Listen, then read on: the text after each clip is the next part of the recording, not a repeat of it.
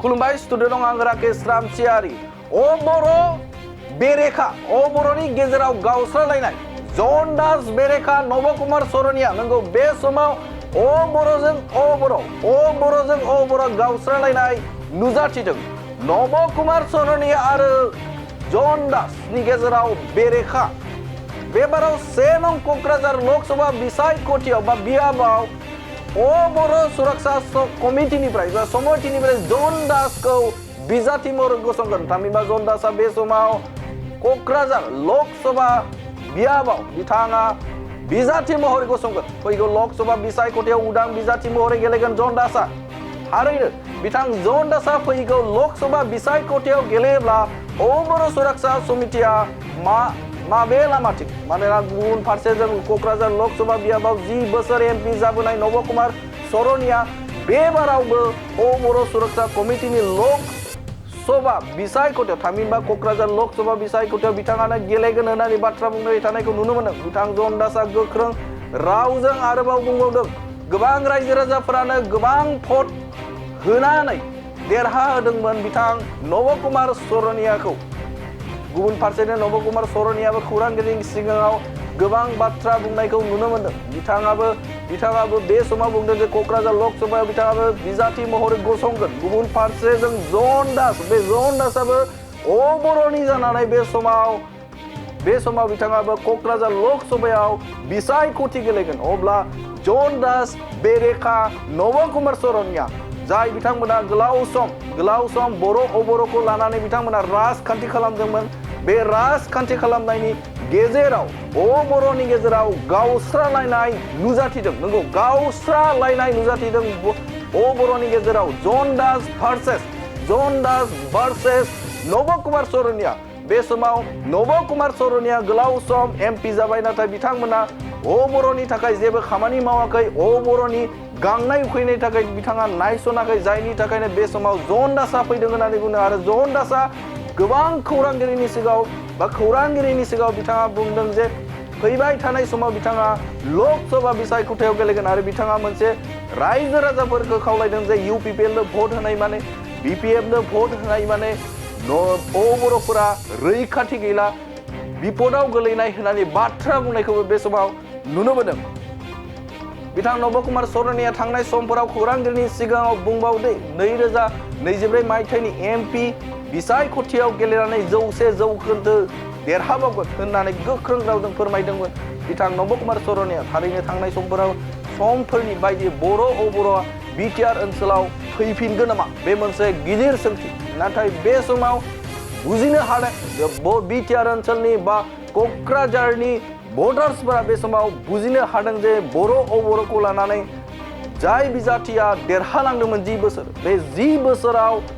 बर'नि थाखाय जेबो खामानि मावफुंना होनो हायाखैमोन रायजो राजाफोरनि गेजेराव थांनानै बिथाङा गोबां बाथ्रा बुंहैदोंमोन गोबां रादायफोर हैदोंमोन बे रादायफोरखौ बिथाङा आबुं खालामनो हायाखै जायनि थाखायनो बर'आ बे समाव राजखान्थियाव बे मोनसे स्ल'गान जागोन बे स्ल'गाना थारैनो आबुं जागोन ना जाया बा बे स्ल'गाना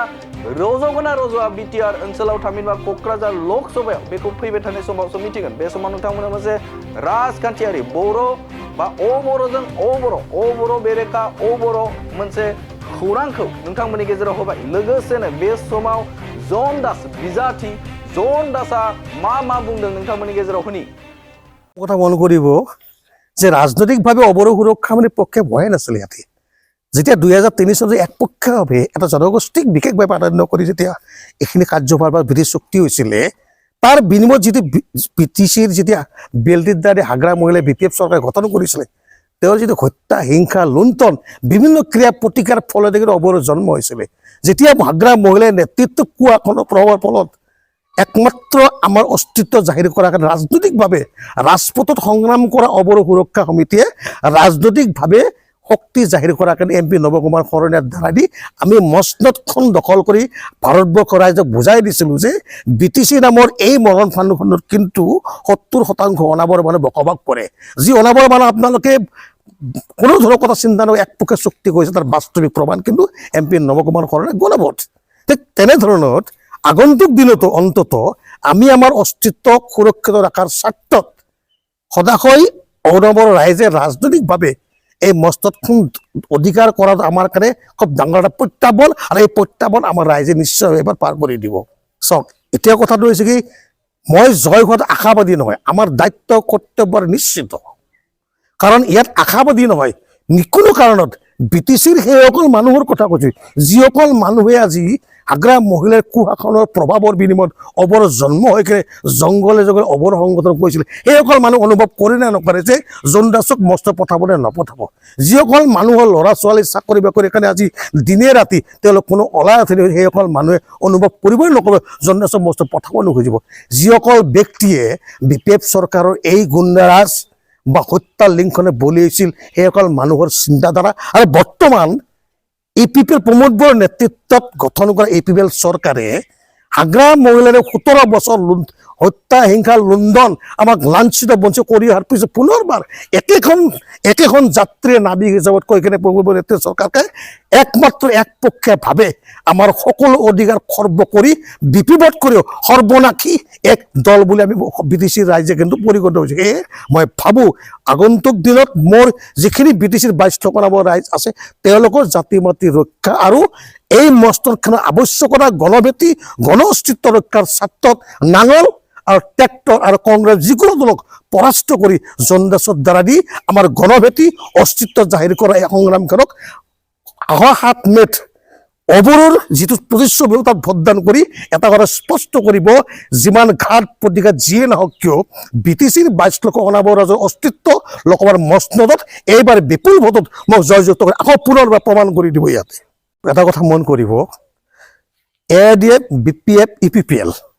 আমি এটা কথা আগতে কৈছোঁ যে আমি AIDFৰো দলক বিশেষভাৱে বৰদৈ আজমল ডাঙৰ স্পষ্ট কৰিব খোজোঁ যে 2014 চনত নংকে খাগ্ৰাবাৰী নৰসিংবাৰী এইবিলাকৰ 72 জন মানুহ NDF বা মানুহখিনি গুলি কৰি মাৰিছিলে কোনে মাৰিছিলে বিভিন্ন ক্ষেত্ৰত গোষ্ঠীগত সংঘৰ্ষ হৈছিলে সেইবিলাকৰ মানুহ সংস্থাপন কৰিলে যিসকল ব্যক্তিৰ দ্বাৰা যিসকল নেতৃত্ব থকাৰ সময়ত এইসকল ব্যক্তিৰ আমাৰ জনগোষ্ঠীটোক সম্পূৰ্ণ শেষ কৰা যি ষড়যন্ত্ৰ কৰি কেনে তেওঁলোকে এই ক্ষমতাত আছিলে সেইসকল ব্যক্তিক যদি আপুনি সমৰ্থন কৰি বিটিচিৰ প্ৰতিটো জাতি জনগোষ্ঠীসকলে আজি নিজৰ জীৱন নিৰাপদ সুৰক্ষাৰ স্বাৰ্থত কক বকাই থাকি আপুনি তেওঁলোকক সমৰ্থন কৰি বাস্তৱিক ক্ষেত্ৰত আমি আমাৰ অধিকাৰে খৰ্ব কৰাৰ ক্ষেত্ৰত ৰাজনৈতিকভাৱে অসমৰ বিভিন্ন ৰাজনৈতিক দলবিলাক কৈ অহা যে বৰদৈ আজমল ডাঙৰীয়াই বিজেপিৰ হৈ কাম কৰে যদিহে আপুনি যদি চিধা কৰিবা তেৰাকে যদি BPF বা APPL সমৰ্থন কৰে তাৰ স্পষ্ট বিটিচিৰ 22 লাখ অনাবৰ ৰাইজৰ গণহত্যাত আপুনি পৰিগণিত হ'ব साख्रि नागिरग्रा सुबुंफोरनि थाखाय गोजोनथाव खौरां गिबि खेबनि थाखाय RB मेथमेटिक्स सेन्टारा बाक्सानि सदर मसलफोराव गासै कम्पिटिटिभ एग्जामनि थाखाय गोदानै कोचिं सेन्टार बेखेवनो थांगासिनो दं जायफोर सुबुंफ्रा गोजान जायगायाव थांनानै कम्पिटिटिभ एग्जामनि थाखाय कोचिं लानो हायाखैमोन बिथांमोना बे बारनिफ्राय बे कोचिंनि खाबुखौ RB मेथमेटिक्स सेन्टारनि जोहै मसलफोराव मोननो हासिगोन बे कोचिं सेन्टाराव बिथांमोना direct requirement 3rd and 4th grade railway SSC army GD Agniveer bank police आरो टेट आनजादफोराव जिरायनो हानाय बायदि रोंगौथि गोनां फोरोंगिरिजों फोरोंथाय होनाय जागोन बे कोचिं सेन्टारनि सोमोन्दै आबुङै मिथिनो थाखाय 9101450597 6900584714 आरो